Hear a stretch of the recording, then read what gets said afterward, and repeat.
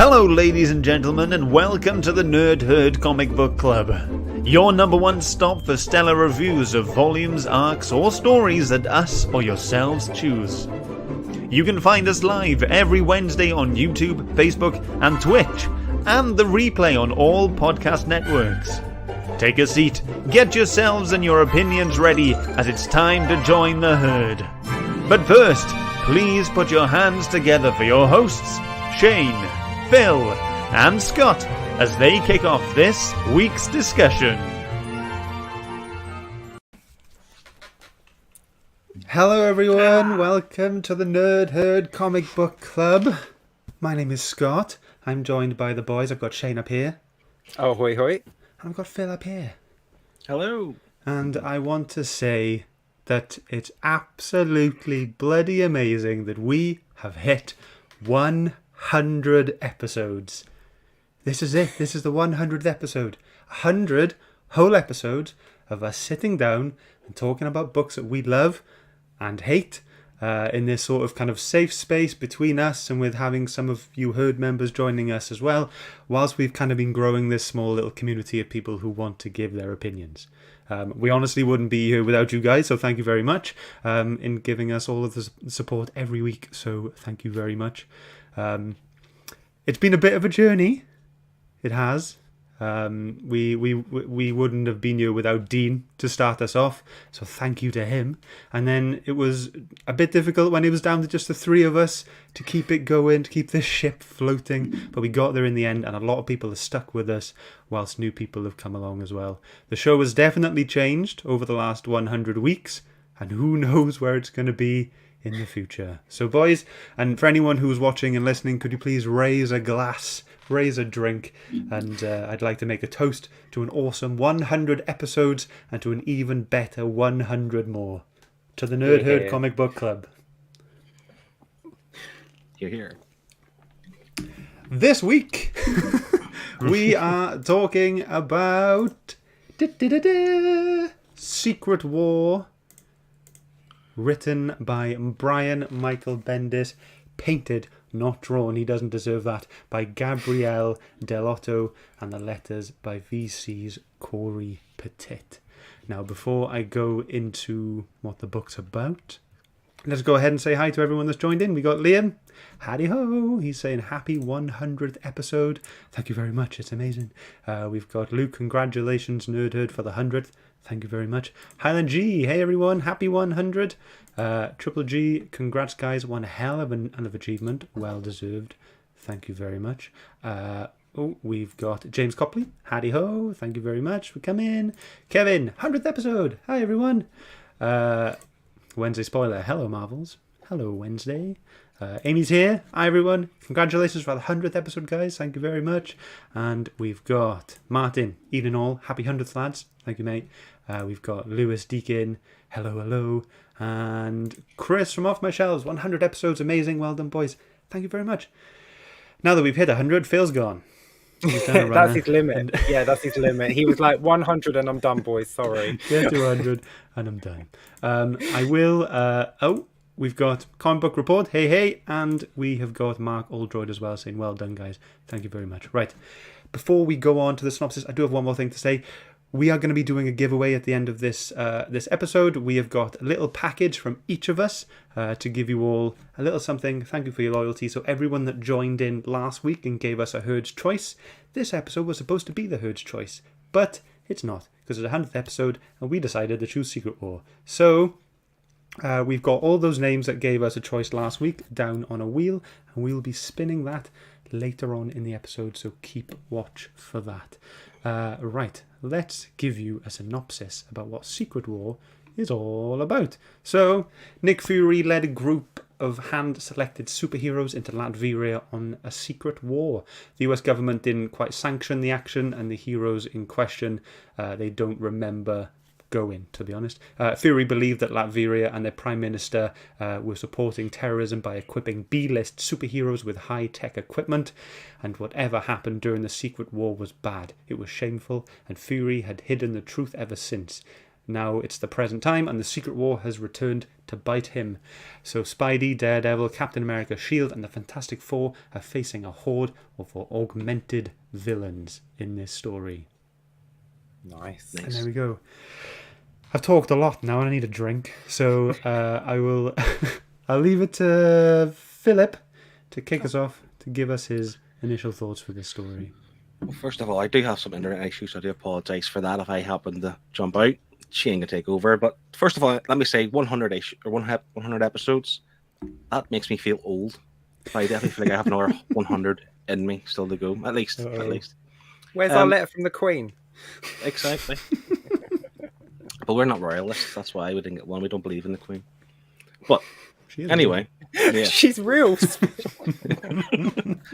What? Anyway, this book for me, anyway, maybe it's my own kind of ignorance, but obviously we have this theme. Secret Wars was our first episode. Secret Wars 2 was our second year anniversary. Our first year anniversary, sorry. And then now we're obviously following that theme with Secret War again. But this is nothing like those other two books in any way, shape, or form. I quite liked the first Secret Wars, albeit it was hard to read. It was a Silver Age book. It's hard to read. But this was a pleasant surprise. I really, really enjoyed this. I've got a hot take, though, and I know you guys will follow with me. And if Peter's in the chat, he will follow with me as well. I preferred the painted art in this book more than Kingdom Come. I think this looked better than Kingdom Come. Sorry, Shane, but I got to agree with him, I think. No, fair enough. It's our 100. Let's keep it pleasant. He's biting his tongue. Oh, we'll have it after the show, definitely. Yeah. But yeah, I just think, I mean, Alex Ross is probably a bigger known name than Gabrielle Dell'otto, but this looked wonderful. I still have a problem with painted art with sequential storytelling. Like, you don't get that kind of dynamic action scenes because it's all quite still. Where I think here he done a far better job at kind of adding more atmosphere, maybe, than Alex Ross did. And yeah, I mean, the story was a pleasant surprise. I really enjoyed it. Same. That's it. Good night. Yeah. Shane, what did you think, mate? Are you agreeing or... I'm just super duper annoyed at this book because it's so good, and our Secret Wars episodes are supposed to be us making fun of the book. So I'm really annoyed that we can't sit here and just slag it off for an hour because this was awesome. It was great. Everything. The art was great. The story was great. The flow was awesome. You know, the idea, the premise. It was just done so well, and for it to be just 5 issues as well, to fit all that in 5 issues, they could have easily dragged this out, you know, to 8 issues or 10 issues, but they wanted a nice compact 5 issues, and it was just done so well. I mean, it starts off with a mystery, doesn't it? Straight away, you know, Luke and Jessica are returning home. Boom, his apartment explodes. He's in the hospital. Nick Fury shows up. What's gone on? You know, great way to kick a book off and get you interested straight away.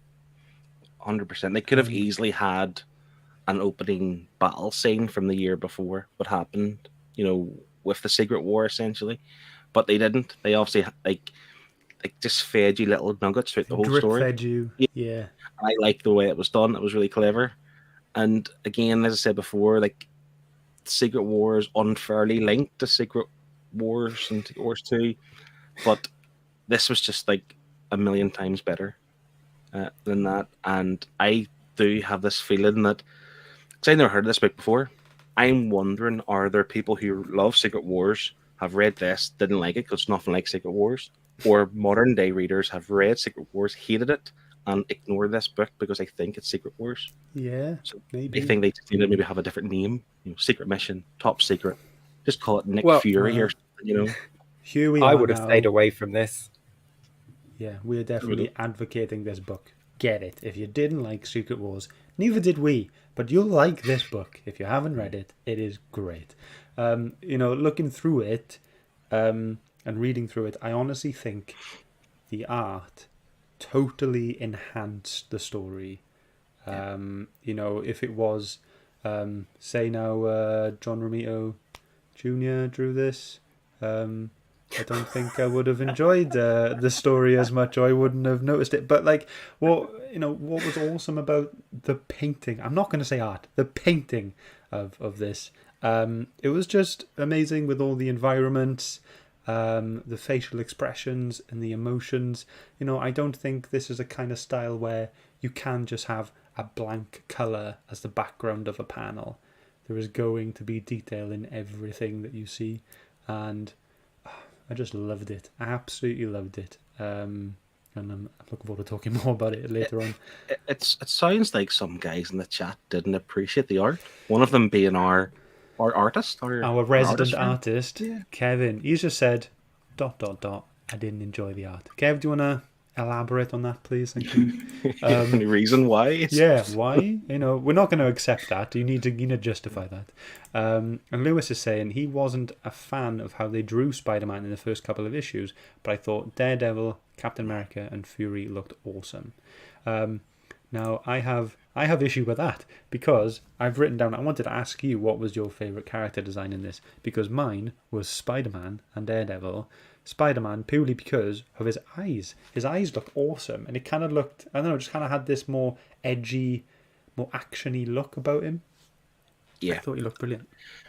Daredevil, for me, I've written it down. Daredevil looks awesome. I think Daredevil, for me, the whole book, even his kind of, he seemed to have more of the story, I think, as well. Aside from Nick Fury, Nick Daredevil's very prominent in the whole story, but I think he looked fantastic, and he had some of the best panels in the whole book as well. Stunning. It's so weird how like you'd have Daredevil guy all in red, like just look incredible, and he did. Yeah, I just thought he looked, and Spider-Man's a close second as well, and Captain America. They all look so good. Yeah, the only character design I did not like was Wolverine when he was Logan, just like that, as like not in a suit. His face was a bit. You look a bit strange, and also his arc, his kind of storytelling. The creepy, pervy Logan was a bit odd. That was the one thing that was out of place for me. But other than that, everyone looked phenomenal. And I don't care, Kevin, if you are an artist by trade, I think this looked phenomenal. Like, even when they all meet Black Widow for the first time in Latveria, and she's just wearing that kind of baggy top or whatever. It looked amazing. I was like, how... She's wearing a jihad, isn't she? Is that the robe, What wasn't she? Yeah. But it just looked fantastic, and I was like, you could tell it looked thin and light, and it was just fantastic. And like, go on. Go ahead, Shane. I was just going to say my favourite character design is like just, when Captain America in the present day and he comes to the hospital room and he's got his Captain America costume on, but then he's got that brown leather jacket on over top of it. I really like that design. Like the sleeves rolled up and he's wearing that jacket over top of his uniform. Yeah. I just thought it looked amazing.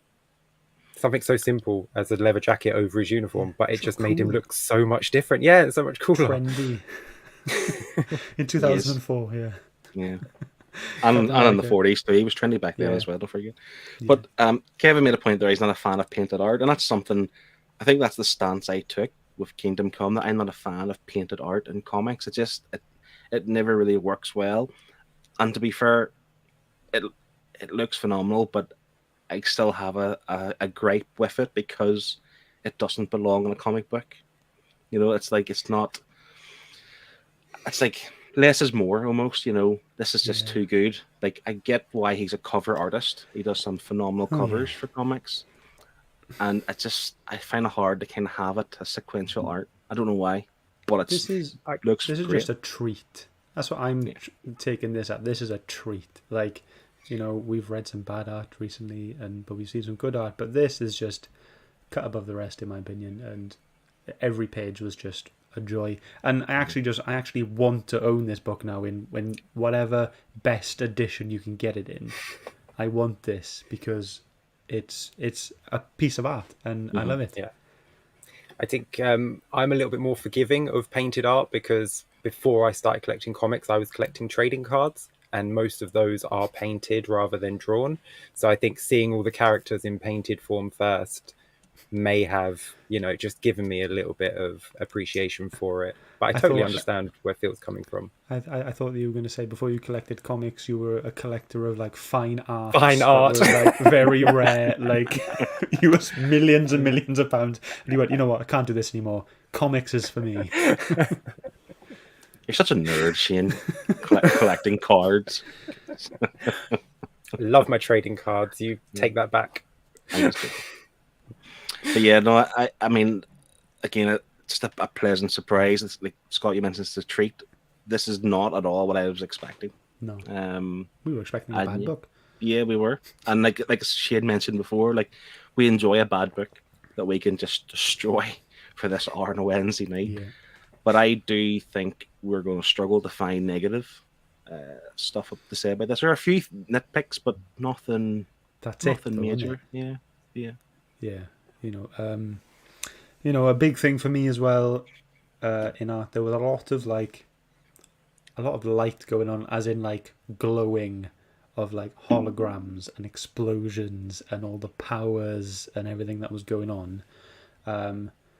That's always been a big thing for me, like fairly like snow and skylines and the colours pink and purple. For me, it's always that kind of glowing, just light effects, like good shadows, good light effects, and there was an abundance of that in here. And it was just stunning. I can't say the word stunning, amazing, awesome enough. It was just brilliant. And I know that you like it when the panels extend the panels itself, and there was quite a few of those, them reaching out of the panels and stuff. Yeah. So I thought you might appreciate that. Yeah, we've got a few examples of that coming up. Awesome. See, I kind of feel like I want to ask the guys to chat who are. I know Shane also has experience. You would never read this before, but has anyone read this before and like really rated it? Because I've never heard anyone ever talk about this book. It's never been on my radar. I've never heard it mentioned. I've never heard it, being collected in hardcover editions. I've never heard it fetching money in the aftermarket. I've never heard anyone talk about it being a good book. But it's actually, it shouldn't be forgotten. I would recommend this to a lot of people, to be honest. 100%. I think what you said earlier on makes sense. I think because people are associating this with Secret Wars, they're probably like, "No, skip that one. I did the first two. I'm not doing a third." Yeah. So, Yeah. I think that could have been what happened. Unfortunately, Chris raises a good point. He says, I really didn't like the background colouring when you had the page of panels, and then behind it he says it just looks off like scratched wood or metal. I did notice that. I like that. I was indifferent. I was on the fence about it. I could take it or leave it. But it kind of made the book feel like you were reading maybe more of a piece of art. Like someone had painted it on a piece of wood or someone had painted it on a piece of metal. I thought that was a nice little touch, as opposed to just the white or black that it normally is. Because it's normally nothing, isn't it? It's a nice little touch for the artist to even do anything with it. Yeah. You didn't have to. But I can see how... I can see how people might not be a fan of that because, it doesn't need to be there, does it? It's just an extra... Yeah, it's a creative choice. He's on that for a reason, just for his own kind of portfolio or something. There's no real, doesn't add anything to the story. It's just a creative choice, I suppose. But yeah, it didn't irk me. I think I did enjoy it. But then I also realized that you didn't have to do it. You could just like give us some more of those beautiful panels and make them bigger. Yeah. It feels like we are probably the only ones who really like the art because we're getting more negative comments than most. If anyone's got anything positive to say about the art, do tell us. But Highland G is saying painted hero art has a certain cosplay feel to it and can take me out of a book. I like my DC and Marvel books to look more cartoony so that I can immerse myself in their universe. It's fair enough. Okay. Different strokes, different folks. Yeah, that makes sense. 100%.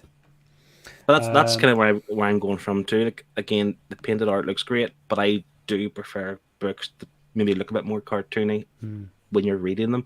But for this one-off book, I was happy to let my eyes enjoy what I was looking at. Yeah.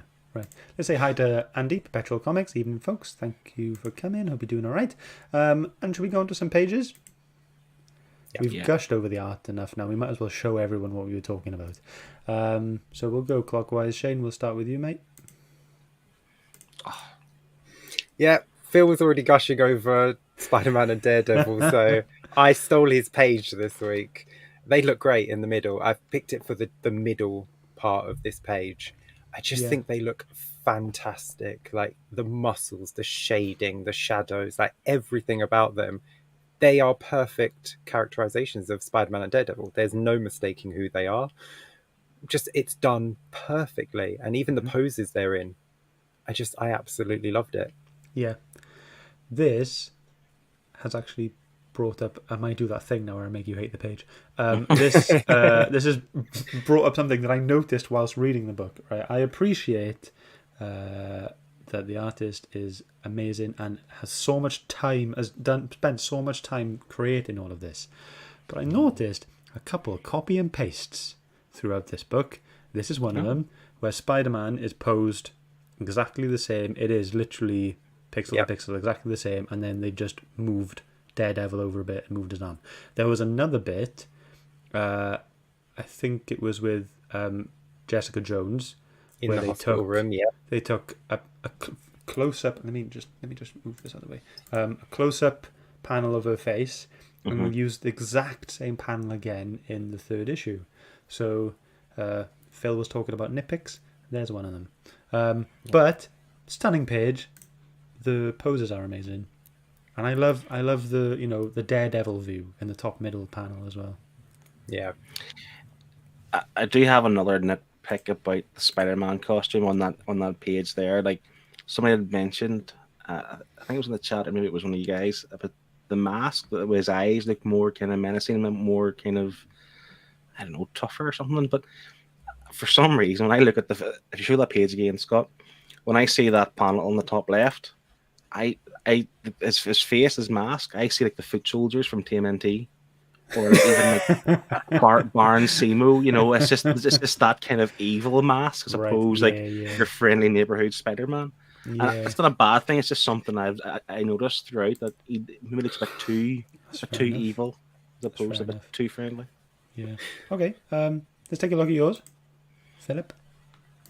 Again, you could have picked any page. There were that many different pages, and I really wanted a Daredevil one in there. But we've got 2 to show at least. But this kind of stood out for me as well. Again, like I mentioned, the word atmospheric. Again, these are things that I'd imagine are quite hard to do with painted art. Whereas like a more dynamic, usual comic book art, you could get this.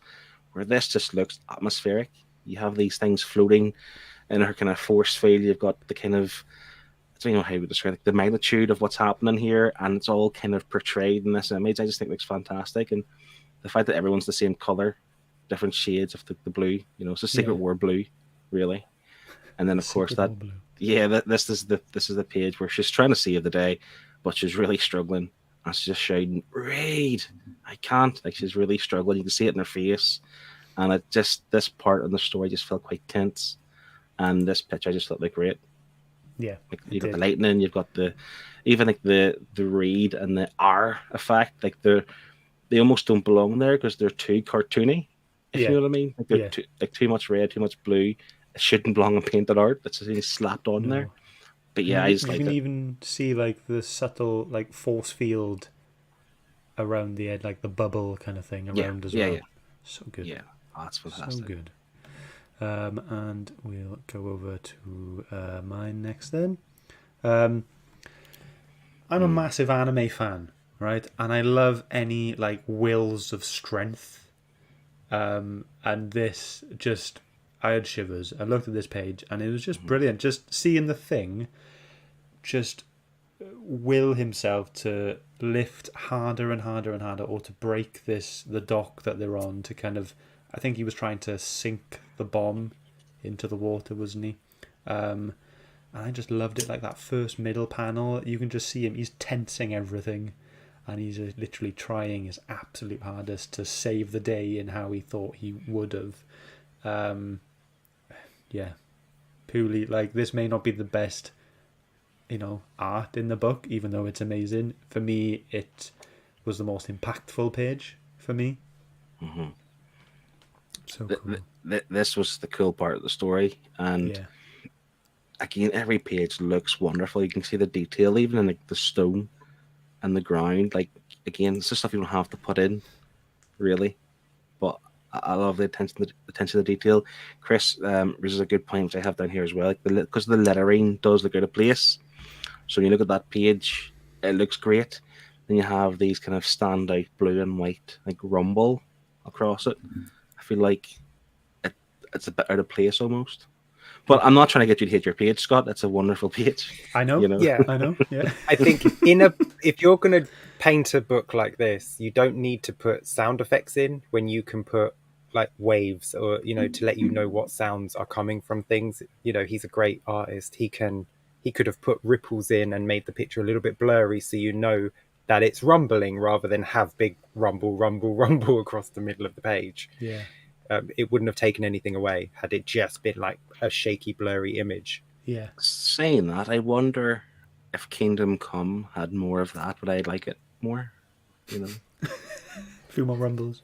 Yeah, You would have liked it, Phil. You would have liked it more if you had picked it, Phil. probably. This is a true story. That's true. Got to keep that top spot. So What are you suggesting? we've got Luke and we've got Connie saying that the art does look absolutely amazing, and neither of these have read the book. So, the art's We amazing. also- So, yeah. Also got a positive comment from This Week in Metropolis. Yes. He says, you guys are great. So thank you for that positive comment. Thank you very much. You guys are great too, okay? Thanks. Just not as great as us because it's in writing that we're great. So just saying. Yes. Okay, so we've got a few more pages sent in from you guys. So first of all, we'll go from... this is from James on Facebook. He sent this. He said, "Hi guys, I picked this page because I really like the mix of detail and the blur. The emergence of Cyborg and the panel of the heroes below would make a great poster. Not a collection of heroes you see a lot together." Yeah. And I love the way she's reaching down into the next panel. Is this what you were referring to earlier? Yeah. About me enjoying that kind of thing. Yeah, it's brilliant. So yes, thank you very much, James, for sending that in. Then we've also got one from Kev as well, our resident artist, and he says for this page, he does like a savage Wolverine. Also, the yellow on the blue really pops out, which I like. That's what he said. So thank you very much, Kev. Just a reminder for everyone who's watching: if you read along and you pick a page, do send it to us. We would love to feature it on the show for everyone to see the pages you picked. Final page, final thing I want to show before we get into the story is this little panel. Yes. This is so bloody good. This, we've been talking recently the last couple of weeks about breaking that kind of margin or going into the margin with a sort of 3D effect coming at you, and this is the best I've seen in a long time. Mm-hmm. I almost picked this page because of this panel, but then I seen it was already uploaded, so I was like, "Yep, that's good." But yeah, just I forget what this weapon's called. The kind of stick coming out, and obviously has the little devil symbol on it, just popping out of the page. But I think it's the actual 3D effect. It must be to do with the fact that the kind of the rope or whatever is quite long, so it's like you get an impression more so that's coming out of the page. But I just think that panel looked fantastic. So good. Here we go. Highland G saying the depth is great in that one. And the Daredevil panel is just beautiful from Lewis, and he also says the pure pop is amazing. So there we go. Okay, that's the art. We've gushed enough. Do we have any gush left for the story? I'm very hydrated. I have plenty of gush left. Saying that, I think maybe the art is better than the story. I think I enjoyed the story, but I definitely feel like it landed slightly. It's not flat, that's the right word I'm looking for, but the art outweighs the story for me because the build-up for the story, the first 4 issues, were great. The kind of reveal of the main villain and her bandit of whatever, because they were all useless gits. I don't know. I was expecting more. That's one thing that didn't land with me. They weren't useless, though. They were to get them all together. She said they were used to get them all together so that she could deal with them. I get they were all connected to have this kind of, explosion or whatever, and they could have used anybody. Maybe the top villains didn't want to do it because they were like, "No, we know what you're doing," type of thing. But she really did get a collection of idiots. And I just feel Well, you like can't control the real bad guy. Like Doc Ock is not going to get controlled by this woman, is he? Really? Let's I don't. But be even to honest. be fair, like just get like a kind of a group, like a gang of human beings who've been paid to do this. You know, it doesn't have to That's be essentially like who they are. They didn't know they were going to be a giant bomb. They were just a B-list group of supervillains that get said their list. suits paid for them. Z-list. Yeah. They get their armored suits paid for, so they can go out and do bank robberies and rob places, and then they get a cut from it. And if anything happens to the suit, it gets paid for and repaired by the president of Latveria. So they thought Yeah. they were getting a great deal. They didn't Just know they sounded were like a some bomb. sort of finance scheme, didn't it? Like, buy this suit. For every Pay bank you later. rob, we want 10%. That's essentially what it was, wasn't Yeah, it? yeah. Buy It now, was- pay later. Yeah. And if you don't keep up your repayments, we're going to turn you into a giant bomb and Yeah, kill you're you. gonna be a bomb. Yeah, but yeah. I mean, I kind of agree with Phil. Like, whilst I love the story, and it turns out I'm a massive fan. I really enjoyed the kind of this spy book kind of feel that it had the whole time. And if anyone can recommend me more, please do. Find me on Instagram, please. Yeah, the art though, like I said earlier, enhanced the story. The story was good. It was compelling. It was done well. The flow was good. The pacing was good. There were lots of characters, but it didn't feel rushed. And I just loved the whole plot of it. I thought it was just brilliant. I don't want to sound like I'm kind of being negative. It is, I suppose, being quite negative, but I just felt like for the story, I far more enjoyed the build up as opposed to finish. And I think it's more to do with that, like you mentioned, like the spy stuff. The kind of like we're kind of drip fed stuff throughout. You don't have the full picture until basically Captain America makes Nick Fury tell him. Mm-hmm. But even then, you don't get it all until what's her name? Daisy something? Daisy Johnson. Daisy Johnson, Quake. Yeah. She basically the last few pages almost like tells all type of thing. Mm-hmm. But I like that. I like that idea, and I thought it was really good. I just think that the start was better than the end, and the art was better than the story. That's kind of my stance. Right. Okay. Fair. Yeah. I just want to like a long way around about to say that. Yeah. Have to fill the R, I suppose. Really. Shane? I love Nick Fury in this. I just think that was a perfect version of Nick Fury. Willing to do anything, get the job done to save people, save America. That's his job, whether the president agrees or not. And then he even questions himself. He's like, maybe the president said no because he knew I was going to do it anyway, and he wants me to do it off the books. Like he was just so perfectly characterized as Nick Fury. Like this is what he would do. It was so cool. And he's so cool. And he could take a punch from Captain America. That's cool. Whack, yeah. It was like, for me reading the whole thing, Nick Fury was just so cool.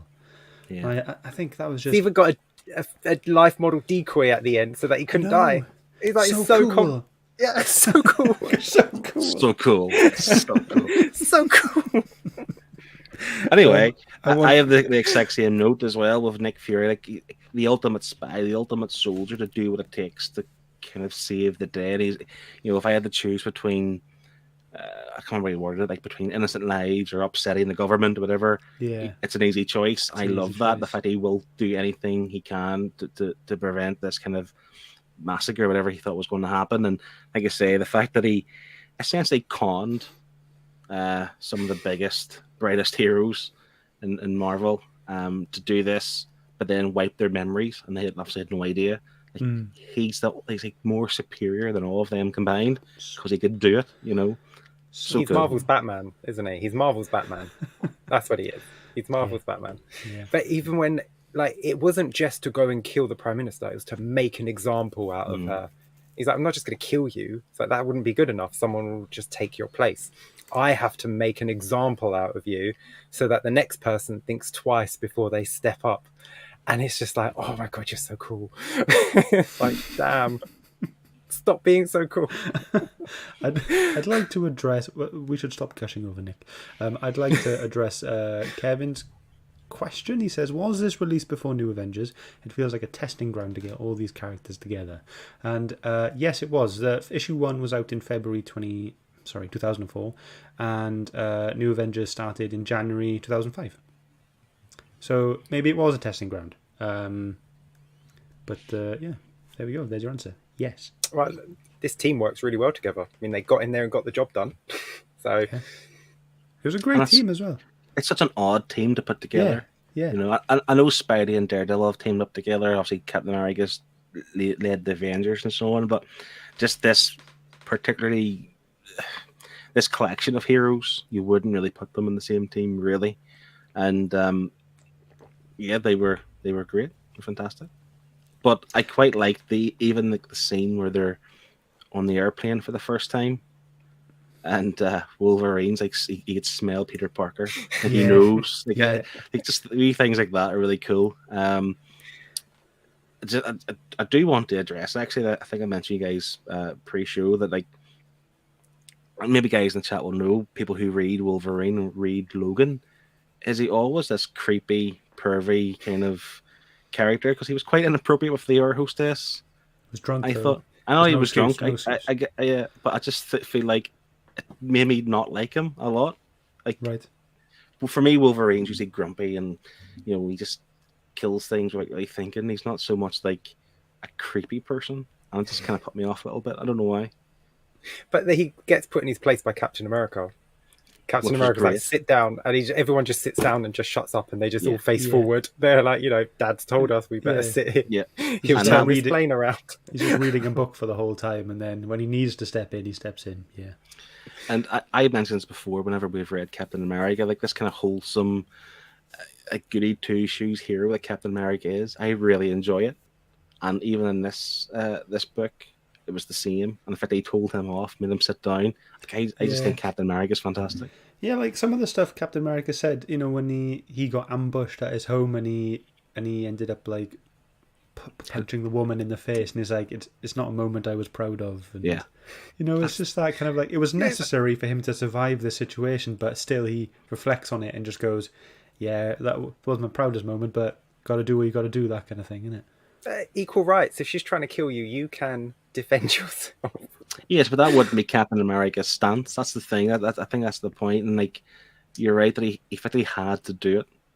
He had no choice, but he hated the fact that he had to do it, and he felt like remorse for doing it, even though he saved his life and whatever else. Yeah, if Natasha was kicking the crap out of him, I'm sure he wouldn't feel two ways about knocking her out with his shield. Like, she's got a bigger chance of taking him out. Yeah, this is true. But yeah, he's just too much of a gentleman. I like that. I really do. I think he's great. The fact that we've been doing Spider-Man for the last couple of weeks, we still had Spider-Man in this, which was quite good. So we still kind of have him in this wave. I thought he was on point. This was probably like, you know, every week that we've read Spider-Man, his sarcasm and little quips and whatever have gotten better and better in every book that I've read this month. So I'm really pleased for that, because I think if it was like, what was the first one we read for the wave? Lethal Foes. If it was like that, I think it would have taken me out of the book, and maybe I wouldn't have enjoyed it as much. But it was really good. It was on point. It was keeping, even though it was sarcastic and whatever, during the fights, you know, like when people were like, you just don't stop talking, do you? And he's like, oh, you should see me in my black suit, you know. I thought that was really good. See, there was a scene where he actually used it, you're right, the irony of it, because he had said that usually you guys have a lot to say. Yeah. But maybe I am talking too much, you know. Didn't they also bring up like, oh, usually you guys at this point have a lot of exposition, or like... Yeah. That's what I'm saying. It's so like ironic that's being used that way. But again, as you mentioned before, I think this seems a lot more mature book than the kind of standard Spider-Man stuff. So if you had that kind of irritating quippiness, it probably would take me to the book as well. And I think it was done right. There's still levels of irritation, but in a good kind of way. Yeah. But yeah, I think Spider-Man and Daredevil, they seem to kind of take a good chunk of the book. Yeah. I don't know why. Like in the middle portion, it seemed to be all about them mainly, or they were the ones that kind of started the action almost. I think they had the first fight scene, didn't they? When they were fighting the what's his name, Scorcher? Is that his Scorcher name? and Diamondback. Scorch. Yeah. Diamondback. Two really top class villains right there, you know. I really like Spider-Man's introduction, how he's just swinging home to get some with Mary Jane. Like, he's just hoping there's no villains. Yeah. Just to get some. Yeah. Like, Here we go. yeah, he's like, Mary Jane has said, like, if I get home now, I'm in for a treat. So please, no goblins, no hobgoblins, no green goblins, no any goblins of any kind. I just want to get home. I have the most beautiful wife at home. Let me get home. I was like, yes, that's exactly what he would be like. Was it Gwen or Mary Jane? Mary Jane. Oh. You know the answer. Don't, Scott. Don't play Triggered. Don't play his game, Sorry. Scott. I don't care. Kevin may have helped you out there, Phil, saying Bendis was writing Daredevil and Ultimate Spider-Man at the time, so it probably makes sense that he would focus on Spidey and Daredevil being part of the focus. Yeah, see, this was going to be one of my questions in terms of like this book. Like, was it an event? Don't you guys know, or was it like a random story arc, or like say, was it very much Daredevil centric in terms of maybe?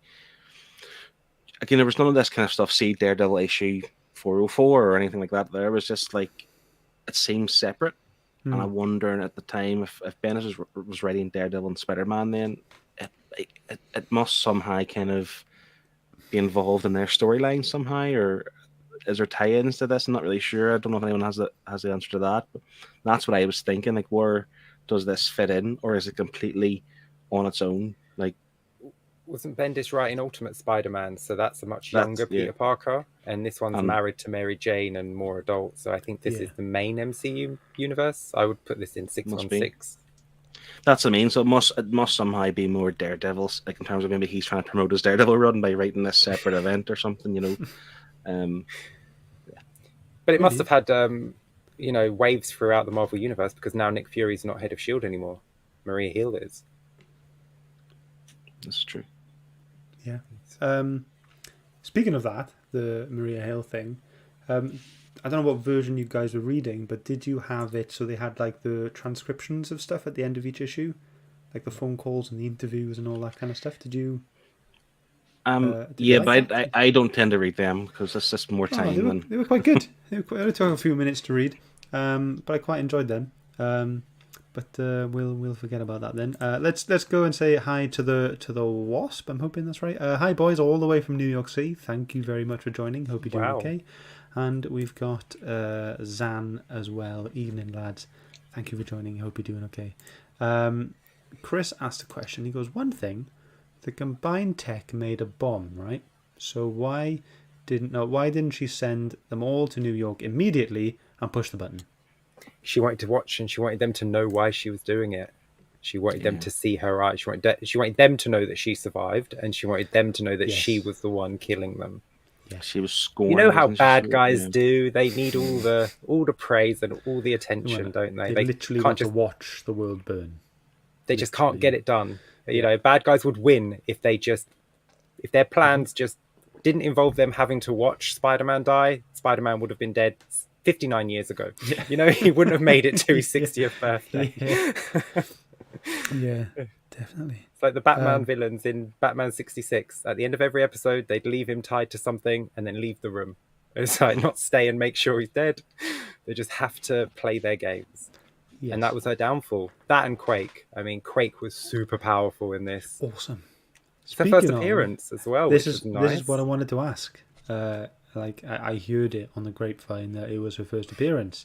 Because my only ever experience of Daisy Johnson is in the Agents of S.H.I.E.L.D. TV show.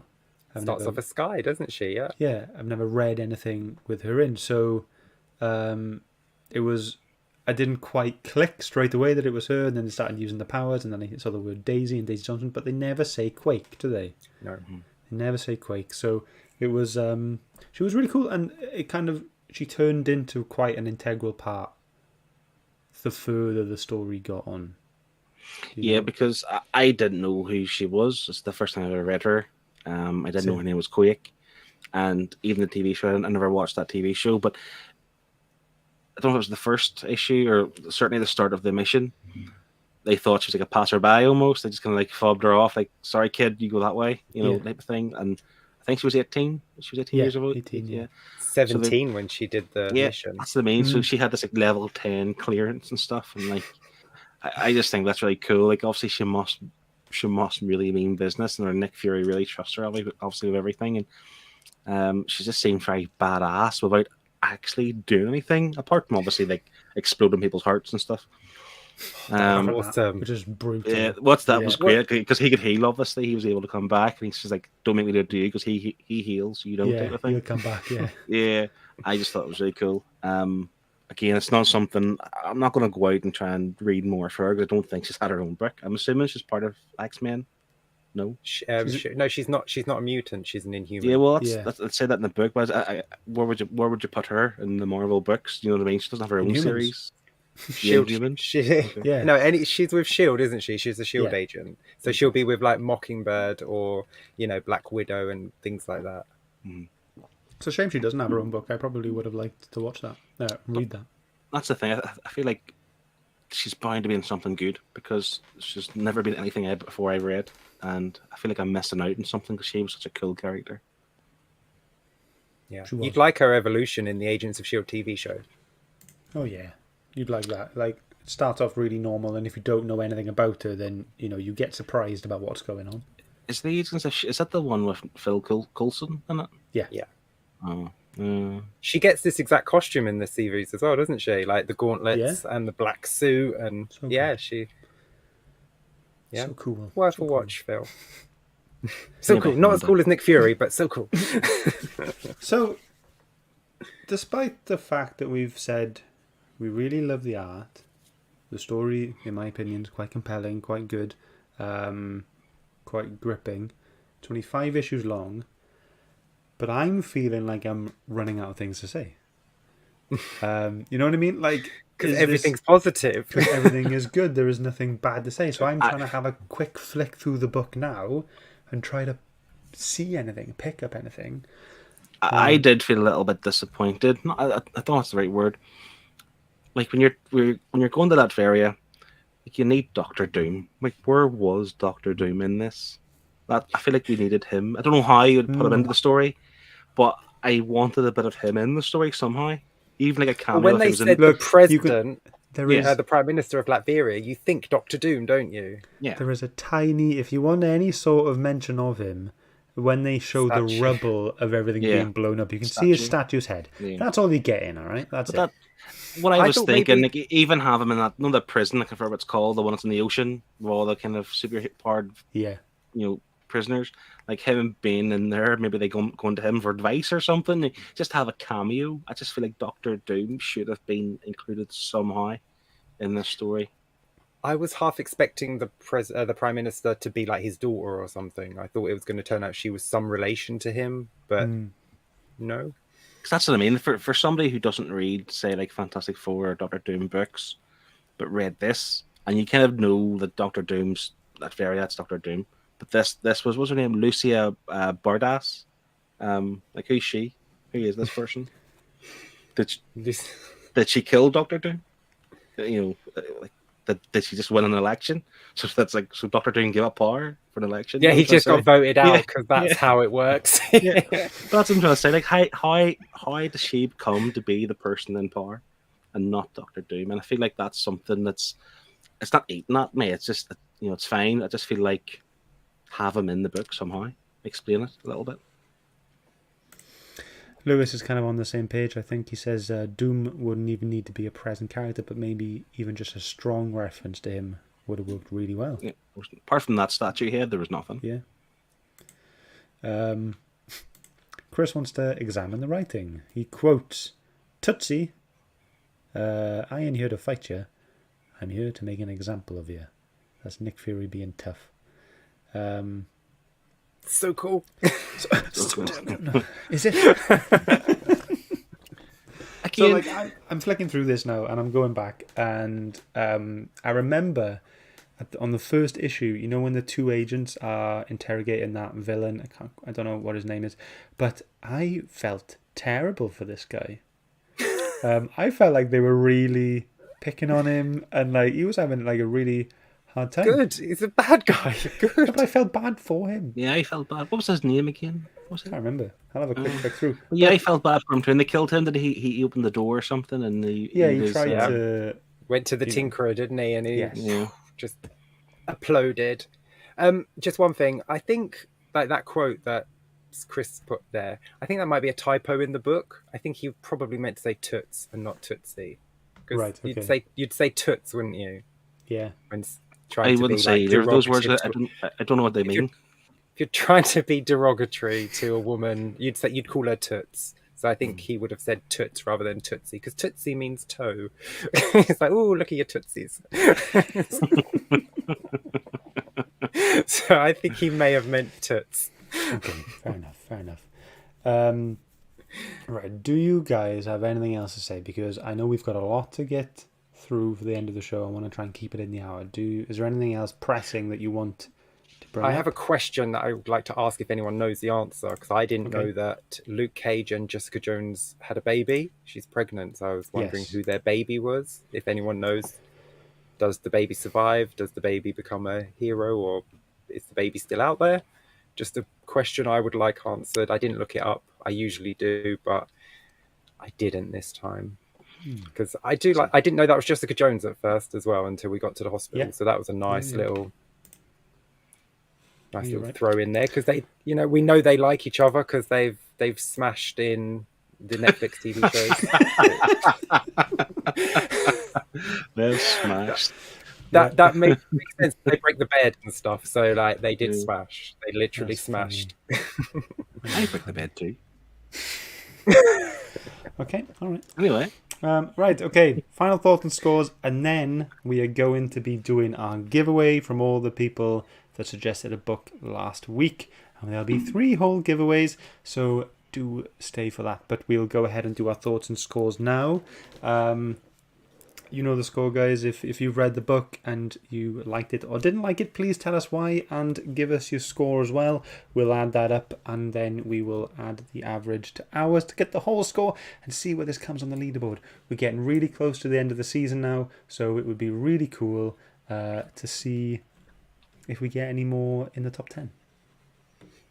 nice. So, Shane, would you please kick us off?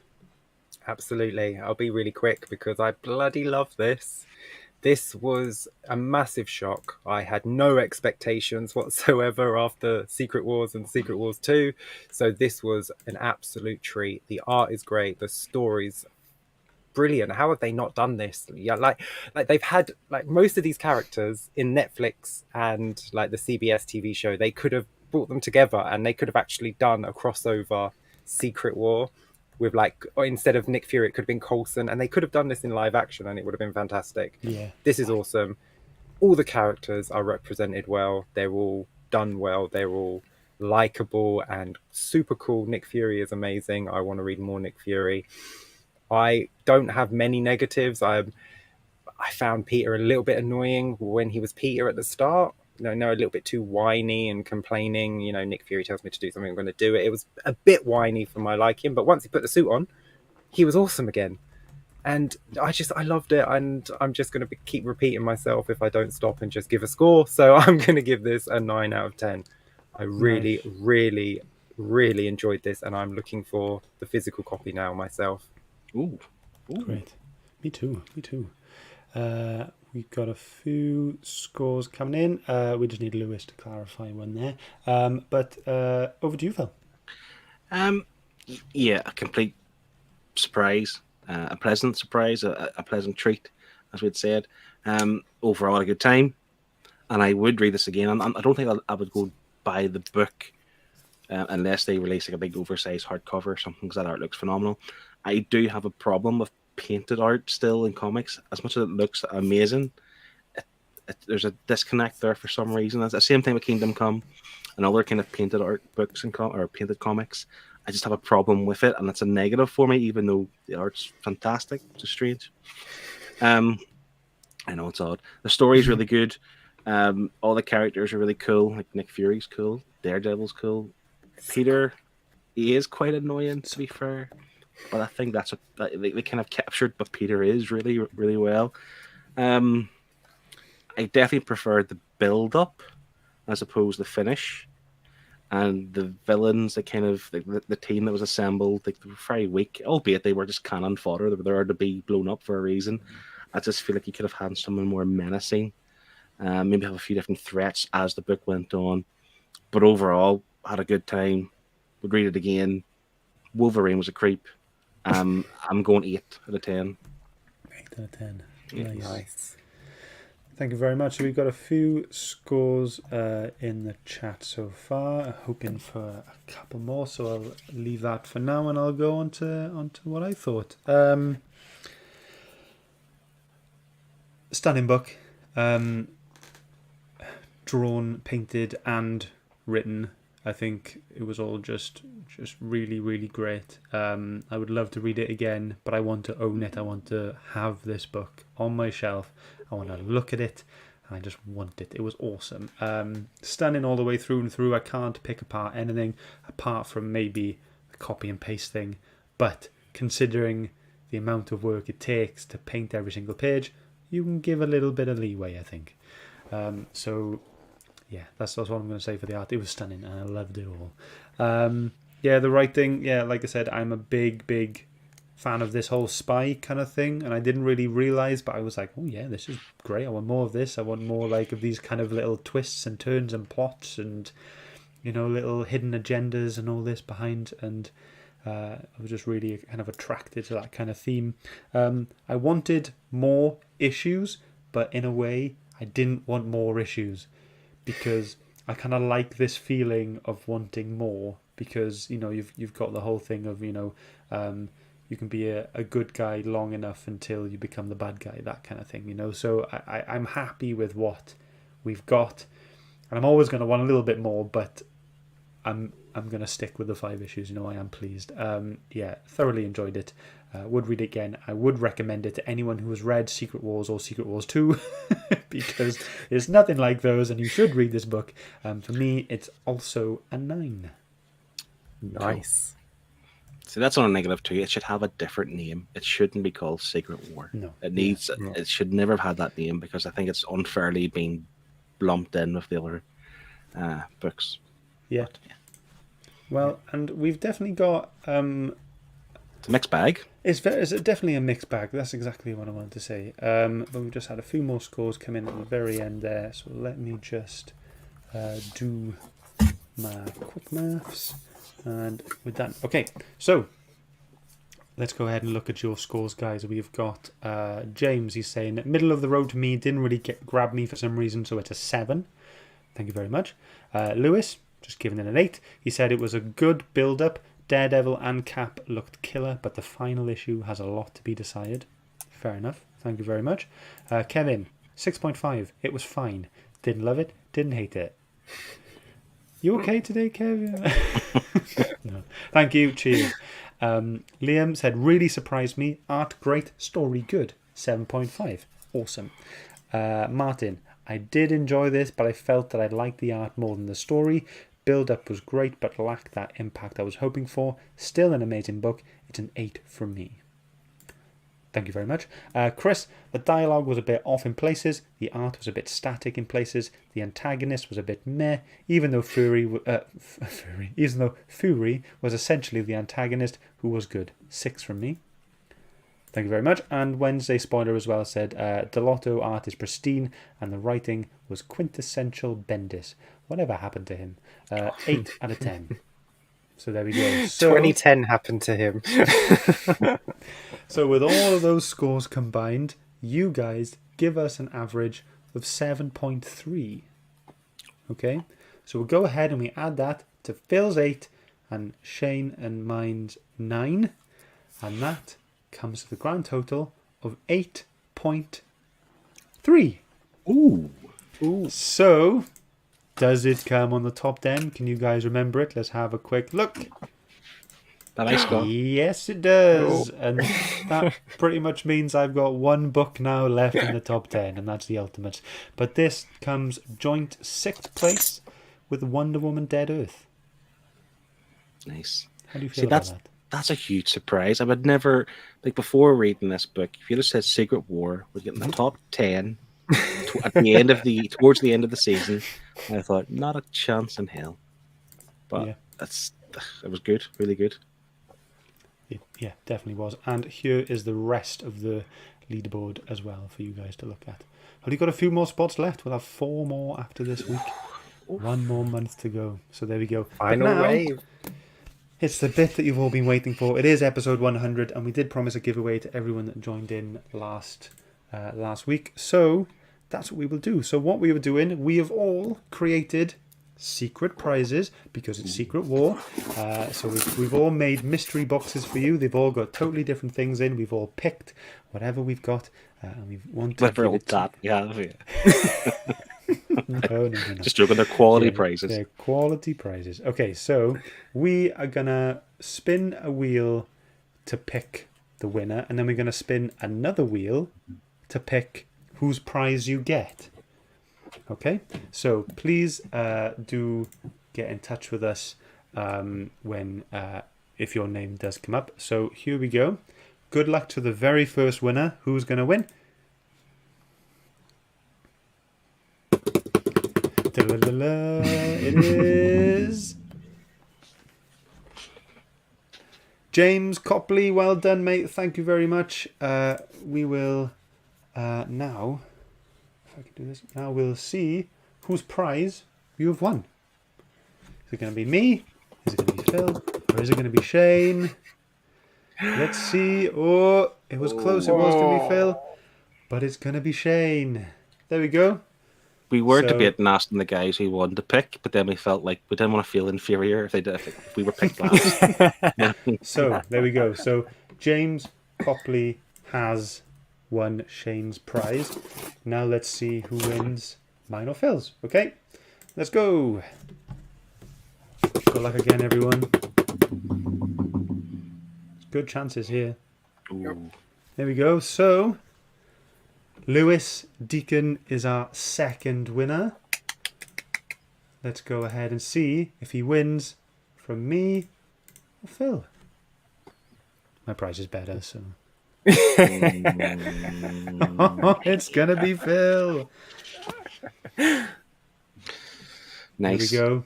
So Lewis is gonna win Phil's prize. And then we don't need to spin the wheel who sees who wins mine. So no, you promised a wheel, Scott. You will spin that wheel to see who it lands on. Right. So who is going to win my prize? Let's see.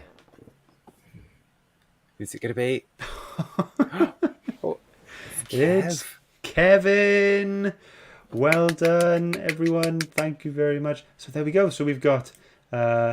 So we got Wednesday not Wednesday spoiler. It was James Copley who won Shane's. It was Lewis Deacon who won Phil's, and it was Kev who won my prize. So there we go. We will try to get in touch with all of you, or you get in touch with us, guys.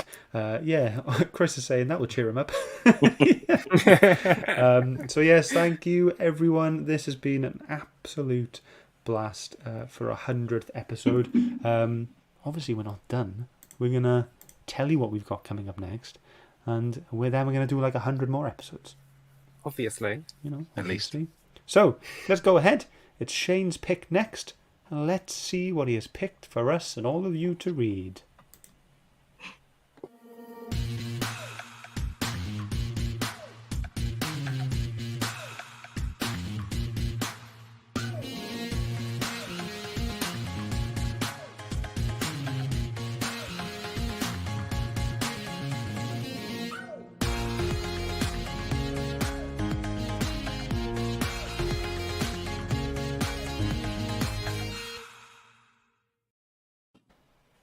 Nice. There we go, Shane. What have we got? Tell all the listeners. We have Harley Quinn, Preludes and Knock Knock Jokes, drawn by the amazing Terry and Rachel Dodson. Absolutely gorgeous, and written by Carl Kiesel from 2000. So if you get a chance, it's the definitive Harley Quinn series. It is absolutely amazing, and I hope everyone can read along and enjoy it with me. They definitely will. I'm hoping they will. Don't forget, everyone, if you read along, do send us a page so we can show it. And we've just got a couple more messages as well. Connie wanted to say congrats again to us guys for the 100th episode, and Chris wanted to say congratulations guys, fantastic group of boys, and the dedication is phenomenal. Congrats to the Wayward 4th member too. Definitely. So thank you very much. It's been amazing. Now we've just got that one more thing to do. As always, we're going to go ahead and get our waves out. See you everyone. See you next week. Have a good one. Bye. Bye everyone. Love you.